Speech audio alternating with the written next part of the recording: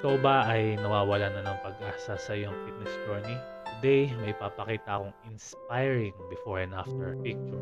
Ito ang magpapatunay na hindi pa huli ang lahat para magsimula. Hindi hadlang kung wala kang equipment, hindi hadlang kung wala kang membership sa gym, lalong hindi hadlang kung hindi mo alam kung paano. Please welcome Miss RA. Ito sa left, ito yung nag-start si RA. Walang alam kung paano magsimula, hindi alam kung anong program ang gagawin, walang equipment, walang gym. Most of us hindi magsisimula pag walang membership sa gym or lalong hindi tayo magsisimula, hindi natin alam.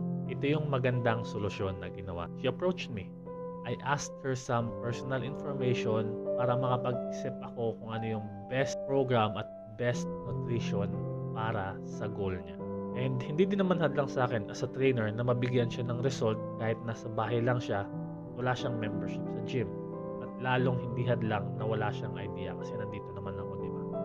Solution, he created a home workout routine personalized sa goal niya. At nung nagsisimula pa lang siya, I always give her video tutorial links hanggang nasanay na siya. When it comes to her meals, first I gave her day 1 to day 7 meal plan.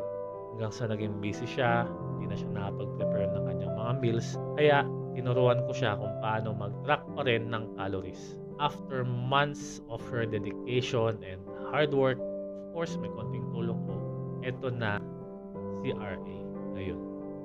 Once again, hindi hadlang kung hindi mo alam kung paano magsisimula, wala kang equipment, kahit nasa bahay ka lang, pwede kitang i-guide kung ano pa yung goal mo. All you have to do is message me or pwede kang bumisita sa website ko. Have a nice day.